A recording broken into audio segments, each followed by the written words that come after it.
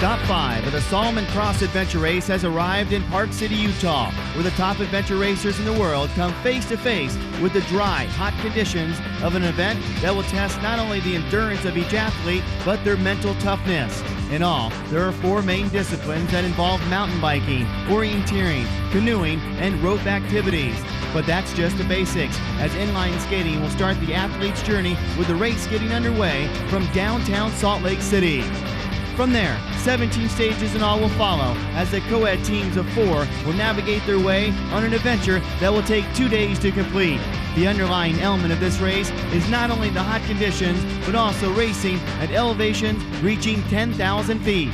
Representing the United States are several top teams, including Team Eco Internet with leaders Robert Nagel and Ian Adamson. Also present is Team Wigwam Earthlink with the likes of Kathy Sasson and Isaac Wilson. But it is the Europeans that everyone has their eye on, which includes Extreme Team from Spain. Any way you see it, the elements and the racers have combined for an unforgettable 2 days of competition with the Salomon Cross Adventure Race here on Athletes in Motion.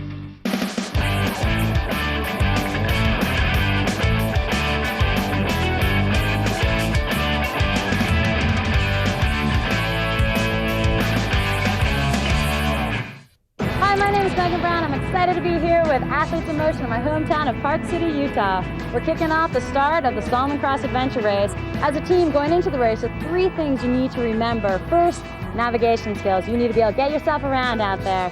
Secondly, preparation. You have to be prepared both physically and mentally. And finally, the most important factor of all, team dynamics. You really need to be able to get along out there and really work together.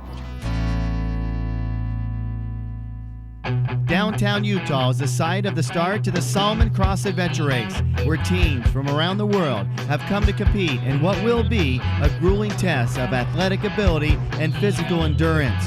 The first leg of the race consists of 3 kilometers of inline skating, which should take the top teams an estimated time of 20 minutes to complete.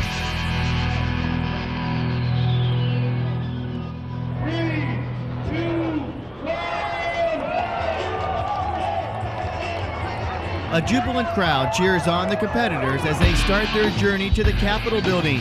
For the athletes that are proficient in inline skating, this is the stage they welcome to begin the race.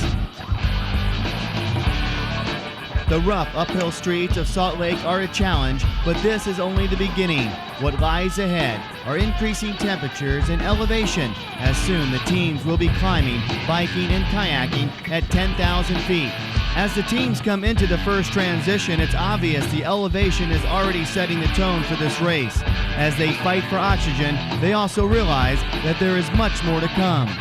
The Europeans were picked to lead the pack, and that prediction is right on track, as Team Exact from Finland is quite happy with this first leg.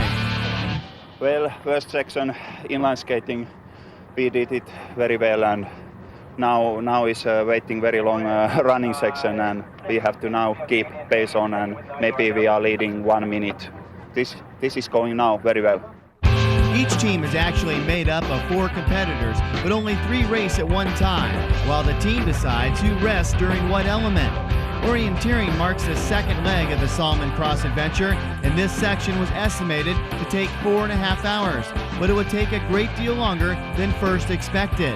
Orienteering consists of figuring out where to run. The lead teams set out from the urban areas of Salt Lake City, but soon enough, they'll be in the beautiful backcountry of the local mountains.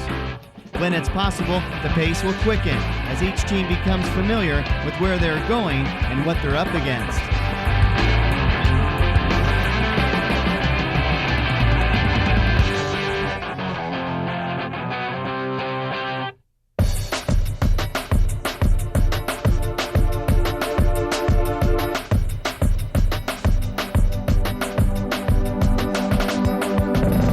Well, we are 5.5 hours into the race, and oddly enough, the organizers thought that the teams would have made it here 1 hour ago. So the element's definitely challenging here in Utah. Temperature about 95 degrees. Moments from now, Team Exact, they'll be coming down this trail. They'll be the first ones into the transition area, where they'll have 15 minutes to get in and out.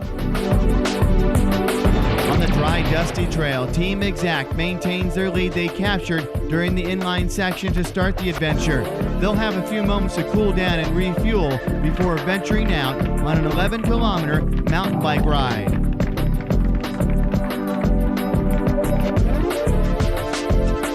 Battered and bruised on only the second leg of the race is a sign of what's to come. For the moment, they relish the time to rest. Meanwhile, the Spaniards' Extreme Team make their way into Transition 2. They wear the #1 bib for a reason, as they lead the overall series. While Extreme Team gets a rest of their own, Team Exact is released from the transition, starting the mountain bike leg. For Team Exact and Extreme Team, their duel heats up on the dry, hot trails of the mountains. On the other hand, Stage 2 is proving to be tougher than expected, as organizers and support teams wait in anticipation for competitors to arrive. As the temperature heats up into the high 90s, more teams roll onto the trails.